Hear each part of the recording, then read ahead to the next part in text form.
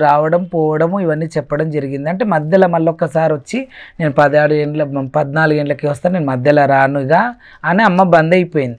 అయిపోయిన తర్వాత ఇక యథావిధిగా జీవితం కొంటె పనులు చేయడం, చిన్నపిల్లగాని కాబట్టి కొంటె పనులు చేయడము, ఆ పిల్లలతో ఆడుకోవడము. నేను ఎక్కువ అప్పుడు చేపలు పడుతున్నాను, చేపల మీద పిచ్చి ఎక్కువ నాకు. కాబట్టి మురికి కాలువలో కూడా చేపలు పట్టడానికి మేము ఒక 5-6 మంది పిల్లలు వెళ్ళే వాళ్ళము, ఆడుకునే వాళ్ళము. ఇంతే తప్ప ఇవన్నీ చీరలు కట్టాలా, గాజులు వేసుకోవాలి, ఈ కోరికలు ఎప్పుడు కూడా నాకు చిన్ననాటి నుంచి రాలేదు. చదువుకుంటున్నా, అలాగే చదువు కంటిన్యూ అవుతుంది. ఈ 14 ఏళ్ళ వయసుకి వస్తా అన్నప్పటికీ మళ్ళీ నా రోగం స్టార్ట్ అయిపోయింది. అంటే రోగం అంటే ఆమె మాయ, కానీ అది విడిసి వచ్చినట్టు గట్టిగా చేతులు కట్టేసి నేను నురుగు రాకపోయేది, నాకేం పిడ్స్ కాదు అది, కానీ నేను మూర్ఛరిల్లిపోతుంటే దాన్నిగా ఒక 5-6 నెలల దాకా చూసి ప్రిన్సిపల్ ఏమన్నాడు, క్రిస్టియన్ అయినా కూడా నోటి నుంచి ఒకటి వచ్చింది, ఎవరైనా మంత్రం తంత్రం చేసిండ్రా లేకపోతే ఏమన్నా దేవుని మాయలో మొక్కుబడులు ఉంటే ఇట్లా అవుతుందమ్మా అని చెప్పి ఆయన క్రిస్టియన్ అయినా కూడా చెప్పడం జరిగింది. తర్వాత మా అమ్మ వాళ్ళకి అప్పుడు దాదాపు 7-8 లక్షలు పెట్టినాక, అరే ఈ సార్ అన్నది కూడా మంచిదే కదా, 3 ఫ్లోర్స్ పైన నా క్లాస్ రూమ్, పైనుంచి పడిపోతే నీ కొడుకు దక్కడు కదమ్మా, నీకు ఈ క్లాస్ కాకపోతే ఇంకో 2 ఏళ్ళు అయినాక మళ్ళీ మంచిగా అయినాక మళ్ళీ చదివి, కానీ నీ కొడుకు లాస్ అయితే నీ కొడుకు రాడు కదా, చదువు లాస్ అయితే చదువు వస్తుంది, కొడుకు పోతే కొడుకు రాడని చెప్పడం జరిగింది. అలా హాస్పిటల్లో చూపించడం జరిగింది, ఇన్ని లక్షలు పోవడం జరిగింది. ఆఖరికి ఈ ప్రిన్సిపల్ సార్ చెప్పడము, తర్వాత మాకు ఒక శివశక్తి ఎదురయ్యి ఇట్లా చెరుగట్టు పోండి, మంచిగా అమాసాలు పూజలు చేసుకోండి, మీకు మంచిగా అయితే దయ్యభూతం అయితే కూడా పారిపోతుంది, దేవుడైతే బయటకు వస్తారు, మాట్లాడడం జరుగుతుంది దేవుడైతే అని చెప్పడం. అక్కడ నేను మంచిగా అయినా, అక్కడ అంబులెన్స్లో వేసుకొని పోయినరు నన్ను. అప్పుడు నేను ఎందుకంటే సీరియస్ అవుతున్నా, నాకు నరాల బలహీనత రోగం ఉండే అప్పుడు. అదే నరాల బలహీనత ఉన్న రోగ వ్యక్తి అప్పుడు అట్లా ఆ మాయతోని రోగము అని డాక్టర్ల చుట్టూ తిరిగితే కూడా ఏది పడితే చేతు చూసి ఈ మందులు ఆ మందులు అని నెలకొచ్చే 2-3 వేలు మందులకు అయిపోతుండే. అమ్మ 6 నెలల పాచి పని చేసేది, చాలా కష్టపడి పైకి వచ్చినటువంటి కుటుంబం మాది. మా అమ్మ ఎప్పుడు కూడా మా కళ్ళ ముంగల పిడికాడ అన్నం ఇట్లా తింటుండగా ఆమె సుఖంగా సంతోషంగా ఆనందంగా ఉంది, మేము చూడాల ఈ సుఖంగా ఈ ఆనందంగా మేము ఉన్నాము అంటే ఆ తల్లి జగన్మాత అయిన మా అమ్మ పనసకాలవతి అమ్మ ఆశీర్వచనం వల్లనే అలా నా జీవితం కొనసాగుతూ వచ్చింది. ఆయన ఏం చేస్తుండే? ఆయన పాన్ షాప్. ఓకే, అంటే ఆ టైంలో అంటే అమ్మవారు మీలో పోలింది అది ఎవరికి తెలియదు, అది తెలియదు, రోగం అన్నారు, తర్వాత డాక్టర్లు మందులు అన్నారు, అన్ని అన్నారు, మందులు మాపులు అన్నీ అయినాయి, 7-8 లక్షలు అయినాయి, చాలా అప్పులు చేసిండ్రు, అప్పుల సంసారం అయ్యింది. తర్వాత చెరుగట్టు తీసుకపోవడం వల్ల మరి అదే ఒంట్లో పుట్టిన రోగమైన ఉంటే ఇప్పుడు కూడా మందులు వాడాలి కదా. ఇప్పుడు నేనున్నంత బలంగా మీరు కానీ ఎవరు కూడా లేరు.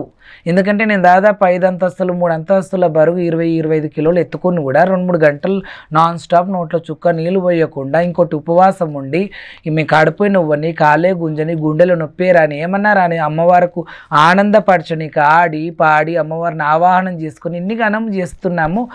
అందరూ అంటారు తెలంగాణ రాష్ట్రంలో ప్రజలు బయట రాష్ట్రాలు పక్కకు పెడితే ఎంత బలం చూస్తే నార్మల్గా ఉన్నాడు, ఇంత బలమా, ఇంత శక్తి, ఆ శక్తి వల్ల ఒక శక్తిగా నన్ను నిలుపుతున్నది.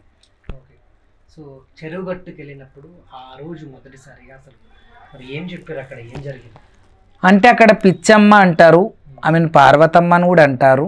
అంటే ఆమెకు 4 కొడుకులు, భర్త, 2 కూతుర్లు ఉన్నారు. ఆమెకి ఎప్పుడో స్వప్నములు, ఇప్పుడు ఆమె లేరు, కాలం అయ్యింది, చనిపోవడం జరిగింది కరోనా మహమ్మారిలా. ఆమె ఇంటి గల్మ లోపల ఆమె గల్మ బయట మనం ఉండడం జరుగుతుంది. ఆమె ఒక కర్ర తీసుకొని మనం చెస్ట్ చూపించాలి, చెస్ట్ చూపిస్తే ఏదన్నా ఉంటే నిజాలు చెప్పేస్తుంది. శంకరుడు అన్నాడంట, నేను పెళ్లి చేసుకుంటున్నా, ఎప్పటికీ నువ్వు మరణమైన నా గుట్ట మీదనే నువ్వు నీ భర్తని పిల్లల్ని అన్నీ వదిలేసి నా సేవలో నువ్వు ఉండాలి అని చెప్పడం జరిగిందంట.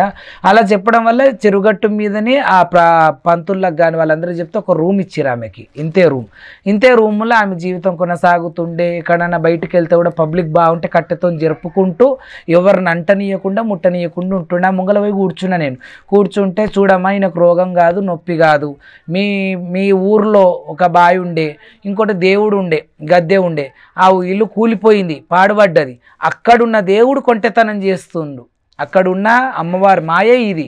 కాబట్టి మీరు చూసుకోండి, మంచిగా దేవుని లగ్గం చేసుకోండి, దేవుని కొలుసుకోండి, మంచిగా ఉంటారు. ఏ మందులొద్దు మాపులొద్దు. కానీ నీ పిల్లగానికి ఇప్పటివరకు దేవుడు రాలే, ఇవాళ మధ్యాహ్నం వరకు దేవుడు వస్తే పిల్లగాడు బతుకుతాడు.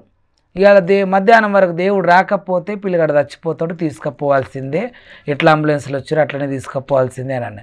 ఇక మా వాళ్ళకి అప్పుడు మేము పోయినప్పుడు మా రిలేషన్ వాళ్ళు, పెద్దనాన్న వాళ్ళు, పెద్దమ్మ వాళ్ళు, అక్క చెల్లెలు కూడా రావడం జరిగింది. ఇక ఈ ఊగుతా వాళ్ళు ఓవర్ యాక్షన్ అనుకుంటున్నారు, ఏదో యాక్షన్ అనుకుంటారు. కానీ ఒక బిడ్డ పడ్డ బాధ తల్లికి ఎరకన్నట్టుగా, అమ్మో నా కొడుకుకి ఏమైందో ఇట్లా దుంకుతుండు ఎగురుతుండు. కానీ ఫస్ట్ ఎగిరే ముందు దుంకే ముందు నాకు బొట్టువన్నీళ్ళకి కరెంట్ షాక్ కొట్టినట్టు అయ్యింది. అప్పుడు రడివేడి మోగిస్తున్నారు డప్పులు డోళ్ళు. ఒక ఆయనకు మీసాలు ఉన్నాయి, గడ్డం ఉంది, బోనం ఇంతెత్తు బోనం ఉంది. అప్పుడు నేను స్కూల్ పిల్లగాని కాబట్టి నాకు తెలియదు కదా ఇదేంది బోనం ఇంత ఉంది, మనిషి ఏమో మీసాలు గడ్డాలు ఇంత పెద్ద పుస్తలు ఉన్నాయి, ఈయనకు జడలు కూడా ఉన్నాయి.